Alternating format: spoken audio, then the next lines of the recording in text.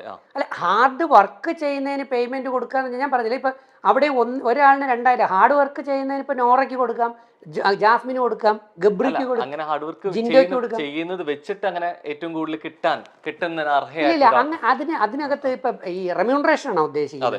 അങ്ങനെ റെമ്യൂണറേഷൻ ആണോ ഉദ്ദേശിക്കുന്നതെങ്കിൽ ഈ സീസൺ അങ്ങനെ വലിയ റെമ്യൂണറേഷൻ ഇപ്പൊ ഉണ്ടെങ്കിൽ യമുന ചേച്ചി എന്ന് പറഞ്ഞിട്ടുള്ള നേരത്തെ ഉണ്ടായിരുന്ന ഒരു സീനിയർ ആർട്ടിസ്റ്റില്ലേ, കാരണം ഈ മുഖ്യധാരയിലെ മുൻനിര ആർട്ടിസ്റ്റുകൾ പലർക്കും ഇതിൽ വരാൻ പേടിയുണ്ട്.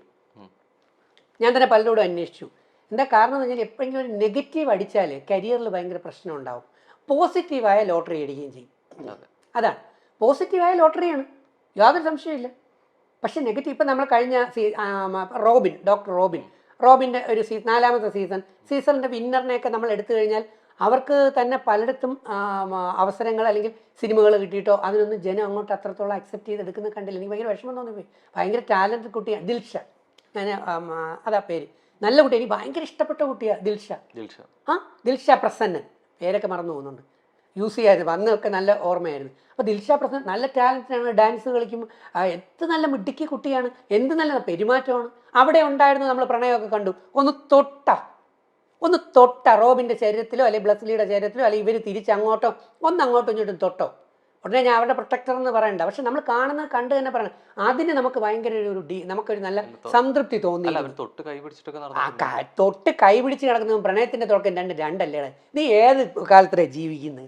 നീ എന്ത് ക്വസ്റ്റ്യനടെ ഇത് എന്ത് ക്വസ്റ്റ്യനാണ് ചോദിക്കുന്നത്? ഈ ടച്ച് ചെയ്യാൻ ഞാൻ ചോദിക്കട്ടെ, ഇവിടെ അവിടെ ഒരുത്ത ദിൽഷ കയറി എവിടെയെങ്കിലും കടിച്ചാ ഉമ്മ വെച്ച് നിരത്തിയ ഇനി കയറി മേയാമേലടോ ഉണ്ടാ? ഞാൻ ചോദിക്കുന്നതിന് ഉത്തരം പറയണേ. ഞാൻ ചോദിക്കുന്നതിന് ഉത്തരം പറയാം. ഇതങ്ങനെയാണ്, ഇതാണ് കൈ പീച്ച് അല്ല ചെയ്തത്. കൈ പീച്ചെങ്കിൽ സമാധാനിച്ചൂടെ? ഇപ്പൊ നമ്മൾ എത്ര പേരുടെ കൈ പീച്ചുകൊണ്ട് നടക്കുന്നത്? ആർക്കത് ഓക്കെ? പബ്ലിക് പ്ലാറ്റ്ഫോമിൽ വന്നിരുന്നുണ്ട് കൈ പീച്ചാൻ നമുക്കറിയാം എന്താണ് കൈ പീച്ചണെന്ന്. രേഖയുടെ തുടക്കത്തിൽ പറഞ്ഞൊരു കാര്യമുണ്ട്, ഈ നിബന്ധനകളും നിയമങ്ങളും കൊണ്ടുവരുന്നത് കൂടുതലും മലയാളത്തിലാണ്, ഹിന്ദിയിൽ അത് ഞാൻ സമ്മതിച്ചു, യാതൊരു മാറ്റമില്ല. നമ്മളിപ്പോ കമ്പയർ ചെയ്ത് പറഞ്ഞ എന്താണ്, പ്രണയത്തിനെ കുറിച്ചാണ് പറഞ്ഞത്. ആ പ്രണയത്തിൽ ദിൽഷ പ്രസന്നൻ അല്ലെങ്കിൽ നമ്മൾ നോക്കാം പേളിമാണി ശ്രീയേഷിന്റെ പോയി ആ വീഡിയോ റിവൈൻഡ് ചെയ്ത് നോക്ക്. എവിടെയുണ്ട് ഈ കടിച്ചുകളി, എവിടെ പിടിച്ചുകളിയും സാധനങ്ങളും ഒക്കെ എവിടെയാണെന്ന് പോയി അന്വേഷിച്ച് നോക്ക്. ഇത് നമ്മളെ പറ്റിക്കാൻ വേണ്ടി ഇതെല്ലാം നമ്പർ എടുത്തിട്ട് നമ്മളെ വെറുപ്പിക്കുന്നു. അതുകൊണ്ടാണ് അതാ ഞാൻ പറഞ്ഞത്, ഇവർ തമ്മിൽ ശുദ്ധ പ്രണയമാണെങ്കിൽ, ശുദ്ധ പ്രണയവും അശുദ്ധ പ്രണയവും. ശുദ്ധ പ്രണയമാണെങ്കിൽ ഞാൻ അവരോടൊപ്പം ഉണ്ടാവും.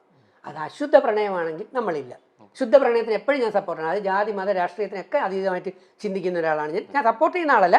പക്ഷെ ആണോ പെട്ടോ പിന്നെ അത് മുമ്പോട്ട് പോവുക എന്ന് പറയുന്ന ആളാണ്. അത് പിന്നെ അതെ, കാലം തെളിയിക്കട്ടെ. ആ കാലം തെളിയിക്കുമ്പോൾ അത് നല്ല രീതിയിലാണ് വന്നാൽ ഇവർക്ക് അക്സെപ്റ്റൻസ് ആയിരിക്കും. അപ്പൊ ഞാനും ഉണ്ടാവും. അപ്പൊ ഞാൻ ഒരിക്കലും എതിർക്കത്തില്ല. വൈകൃതമായിട്ടുള്ള മനസ്സ് വൈകൃതമായ മനസ്സ് അതും ഇതേ കാറ്റഗറിയിലേക്ക് തന്നെ പോകണം. ഞാൻ ചോദിക്കട്ടെ, നമുക്ക് ബാക്കി ആർട്ടിസ്റ്റുകൾ എടുക്കാം. ശ്രീരേഖ എന്തെങ്കിലും പറയാനുണ്ടോ? നല്ല ക്വാളിറ്റി ആയിരിക്കുന്നു, ഒരു വികൃതമായിട്ട് നമുക്ക് തോന്നിയില്ല. രണ്ടാമത്തേൽ നമ്മൾ എടുത്തു കഴിഞ്ഞാൽ ശ്രീരേഖ കഴിഞ്ഞ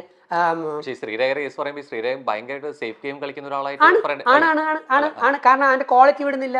അൻസിബാസൻ ആ ക്വാളിറ്റി വിടുന്ന അവരവരുടേതായ രീതിയിൽ ഇങ്ങനെ ഒതുങ്ങിയിരിക്കുന്നു. അപ്സര നല്ല രീതിയിൽ കളിച്ചുകൊണ്ട് വന്നാണ്. ഇപ്പൊ എവിടെയോ അപ്സരയ്ക്ക് എനിക്ക് തോന്നുന്നത്, അപ്സര നല്ല മിടുക്കിയാണ് കേട്ടോ, വിജയിക്കാൻ ഫൈനൽ 5 വരാനുള്ള ക്വാളിറ്റിയുള്ള ഒരു എബിലിറ്റിയുള്ള ഒരു കുട്ടിയാണ് അപ്സര.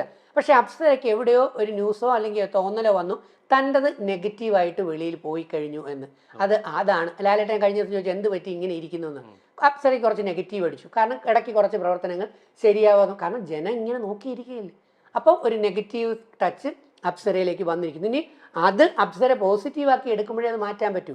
നെഗറ്റീവിനെ നമുക്ക് പോസിറ്റീവാക്കാം, മനസ്സിലായി? പിന്നെ അത് കഴിഞ്ഞ് ബാക്കി ഓരോരുത്തരിലും ഇങ്ങനെ നോക്കി കഴിഞ്ഞു കഴിഞ്ഞാൽ നമുക്ക് ചോദിച്ച ചോദ്യം എന്തായിരുന്നു? ഏറ്റവും വികൃതമായിട്ട് അല്ലേ?